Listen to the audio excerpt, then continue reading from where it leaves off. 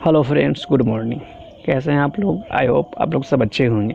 इसके पहले वाले टॉपिक में हम लोगों ने चर्चा किया था प्रतिभाशाली बालक के। आज का टॉपिक है सृजनात्मक बालक के बारे में।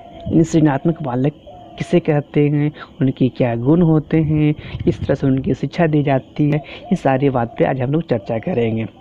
अगर आप पिछला वीडियो नहीं देखे थे तो डिस्क्रिप्शन बॉक्स में उसका लिंक दिया हुआ है, आप जाके वहाँ से प्रतिभाशाली बालक के बारे में वीडियो देख सकते हैं। अगर आप लोग सीटेट की तैयारी कर रहे हैं या किसी भी टेट की तैयारी कर रहे हैं, अगर उसके साथ साथ अगर आप डीएलएड के स्टूडेंट हैं या बीएड के स्टूडेंट हैं या पेयरिंग हैं या पढ़ाई कर रहे हैं, तो उसमें भी ये वीडियो बहुत ही हेल्पफुल होने वाला है। इसलिए वीडियो को पूरा देखिएगा। अगर आप लोग को वीडियो अच्छा लगता है तो प्लीज़ वीडियो को लाइक भी कीजिएगा। चलिए वीडियो को स्टार्ट करते हैं। Now start the video. सबसे पहले जानते हैं कि सृजनात्मक बालक कहते हैं किसे हैं। सृजनात्मक बालक किस तरह के बालक होते हैं? तो सृजनात्मकता शब्द जो है वो अंग्रेजी के क्रिएटिव शब्द से बना हुआ है, यानी क्रिएटिव से बना है क्या? सृजनात्मक यानी क्रिएटिव चाइल्ड।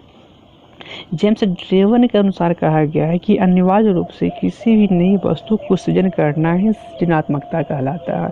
यानी मनोवैज्ञानिक थे जेम्स ड्रेवन, उनका मानना था कि कोई बालक है किसी नई चीज़ को अनिवार्य रूप से किसी नई चीज़ को सृजन करता है, यानी शुरू करता है, निर्माण करता है।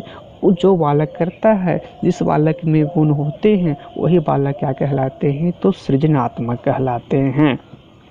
तो उनके कुछ तथ्य बतलाए गए हैं कि उनके अंदर क्या क्या योग्यताएं होती हैं। तो सबसे पहला तथ्य उनके अंदर है कि तत्कालिक एवं परिस्थिति के बारे पे जाने की योग्यता। यानी जैसे मानते हैं कोई कार्य भी हुआ है, कि कार्य होने के पीछे क्या कारण थे, ये क्यों हुआ, कैसे हुआ और आने वाले समय में कैसे होगा। यानी प्रेजेंट को देखते हुए फ्यूचर की ओर वो जाते हैं कि अभी तो होगा, अगला बार ये कार्य होगा तो कैसे होगा। यानी सोचते हैं, यानी आने वाले समय के लिए सोचना प्रारंभ कर दिए कि अभी जो हम काम किए इस तरह से हो गया, हुआ तो कैसे हुआ, आने वाले समय में कैसे होगा। उस यानी कहने का उसको तत्कालिक परिस्थिति पर जाने की योग्यता होती है। यानी इसके क्या कारण थे, वो कारण तक पहुंचने की कोशिश करता है, यानी अपनी सोच को बढ़ाता है। समस्या के पुनर्व्याख्यान, कोई उनके पास समस्याएं आती है तो उनको एक्सप्लेन तो करते हैं, ही एक्सप्लेन करते हैं। यानी समस्या होने के पीछे क्या कारण थे, कैसे हुए थे, एक बार में नहीं तो दोबारा एक्सप्लेन करते हैं। यानी हमेशा समस्या जब तक उन्हें समझ में नहीं आती, जब तक उनके सोल्यूशन को ढूंढ नहीं लेते हैं कि उनका समस्या का क्या रीजन था, तब तक उनके ऊपर विचार करते रहते हैं। सामंजस्य, सामंजस्य मतलब होता है एडजस्ट कर लेना।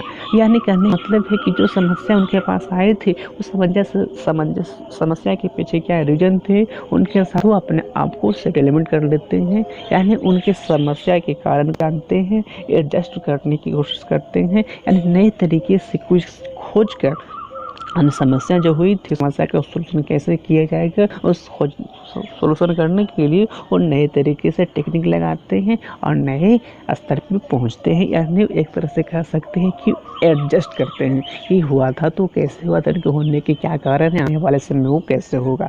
एंड विचारों में परिवर्तन इम्पोर्टेंट है। यानी अपनी सृजनात्मकता के गुण के कारण कोई बच्चा या कोई व्यक्ति कुछ बोलता है तो उनके विचार को भी परिवर्तन कर देते हैं। यानी अपने तर्क को देकर, तार्किक शक्ति के माध्यम से वो क्या करते हैं, दूसरा के विचार को वो परिवर्तित करते हैं। यानी अपनी सोच से, अपने विचार से, अपने तार्किक चिंतन से क्या करते हैं, तो दूसरा के जो विचार था उस सारे विचार को क्या कर दिए उन्होंने, तो चेंज कर दिया। ये थे इनके अन्य विचारों में परिवर्तन। नेक्स्ट क्या है यहाँ पे देखते हैं, तो सृजनात्मकता के सिद्धांत, इनके क्या क्या सिद्धांत हैं।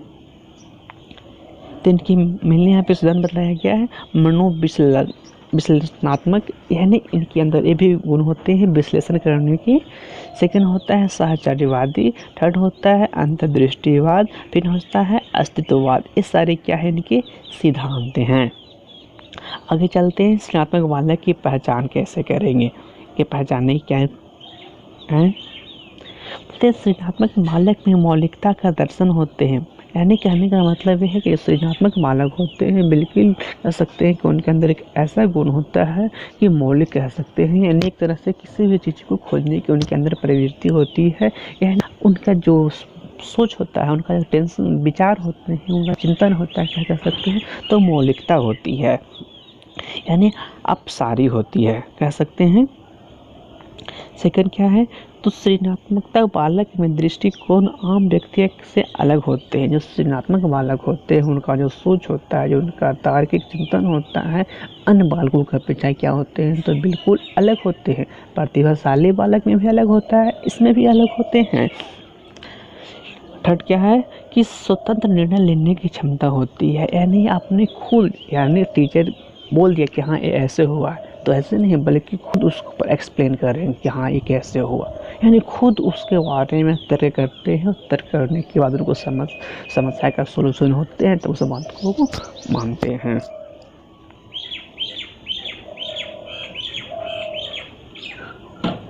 नेक्स्ट देखते हैं।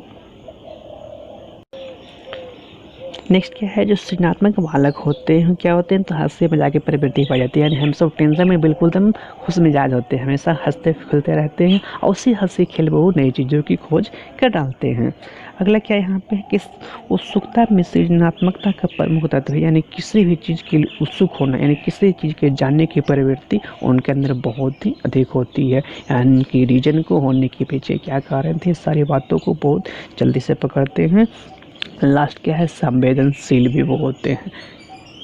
इसमें एक बिल्कुल इम्पोर्टेंट बतला सकते हैं कि क्या करना है कि जहाँ पे सृजनात्मक बालक होते हैं उन कौन सी उनका जो होता है चिंतन, वो होते हैं अपसारी। यानी सृजनात्मक बालक का जो गुण होते हैं वो कैसा होते हैं, तो अपसारी होते हैं। यानी अपसारी टेंशन, यानी अपसारी चिंतन के माध्यम से वो आगे विकसित करते हैं। अगर आप लोग को वीडियो अच्छा लगा होगा तो एक लाइक कीजिएगा, लाइक कमेंट्स कर सकते हैं। Please like the video. Thank you for watching.